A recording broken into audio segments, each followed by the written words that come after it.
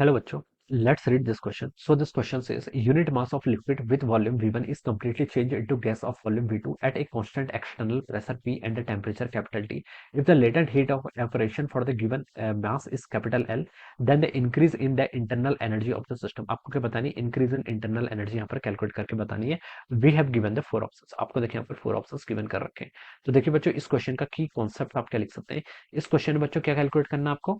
Increase in internal energy calculate करके बताना है. ऑलराइट, देखिए यूनिट मास आपका लिक्विड है, उसकी वॉल्यूम क्या थी? V1 थी. इसको हमने कंप्लीटली चेंज कर दिया है इनटू ए गैस को, इनटू ए gas off volume V2. Okay, तो यानी कि यहाँ पर देखिए फेस का चेंज हुआ है. ओके, लिक्विड फेस से किस में गया? आपका गैसेस फेस में गया. तो हम किसका यूज करेंगे? फेस चेंज होता है तो हम लेटेंट हीट का यूज करते हैं. ओके, और क्या हो रहा है? लिक्विड से गैस में गया तो लेटेंट हीट ऑफ एवपोरेशन या फिर वेपराइजेशन का यूज करेंगे. ओके, उसकी वैल्यू आपको क्वेश्चन में कैपिटल एल के इक्वल गिवन कर रखी है.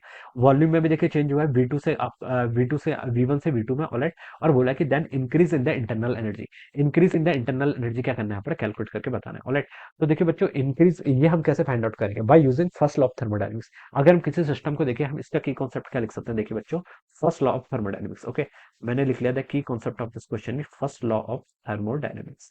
This will be the key concept of this question. अब देखिए बच्चों, फर्स्ट लॉ ऑफ थर्मोडायनेमिक्स क्या स्टेट करती है?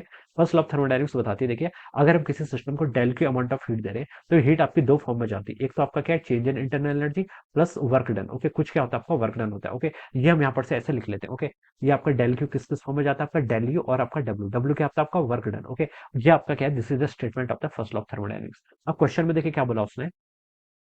Unit mass of a liquid with volume V1 is completely change into gas off volume V2. Okay, V1 से V2 volume में change हुआ है, यानी कि वर्क डन हुआ है. Okay, and constant external pressure P and temperature T. Okay, if the latent heat of operation for the given mass is capital L. Okay, latent heat देखिए जो आपकी डेल्टा क्यू देखिए किसके इक्वल होती है? Delta Q होती है आपकी जो आपकी हीट गिवन करते हैं सिस्टम को. ओके, ये हीट कहाँ जा रही है? देखिए ये हीट आपका फेस को चेंज कराने में जा रही है, और फेस अगर चेंज होता है तो डेल क्यू किसके इक्वल होता है? आपका M टाइम्स एल. एल क्या होता है? आपका लेटेंट हीट. यहाँ पर क्या है? आपका लेटेंट हीट ऑफ इवेपोरेशन के इक्वल है आपका एल की वैल्यू. ओके, तो जो आपका डेल्टा क्यू जा रहा है, देखिए यहाँ पर आपका टेम्परेचर चेंज नहीं हो रहा है, सिर्फ आपका किस में जा रहा है? फेस का कन्वर्जन हो रहा है. तो डेल्टा क्यू आपका एम एल के ही इक्वल होगा. ओके, तो ये तो आपका डेल्टा क्यू की वैल्यू हो गई. ओके, एंड देखिए यहाँ पर एल क्या कर रखा है? आपका हीट ऑफ एवपोरेशन है, और एम मास है. ओके, तो हमने क्या लिख लिया?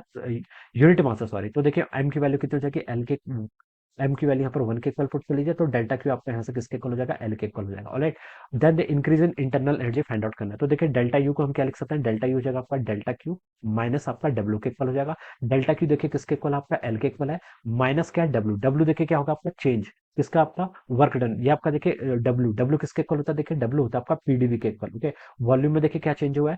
V1 इनिशियली थी, V1 से आपका V2 में चलेगी, तो वर्क डन कितना हो जाएगा? आपका P times V2 minus V1 के इक्वल हो जाएगा. ओके, ये हम यहाँ पर से लिख सकते हैं. तो इस डब्ल्यू की वैल्यू देखिए आप यहाँ पर पुट कर लीजिए, कितना हो जाएगा आपका? देखिए P टाइम्स कितना हो जाएगा आपका? V2 minus V1. ओके, ये हम यहाँ पर से इसको ऐसे लिख सकते हैं.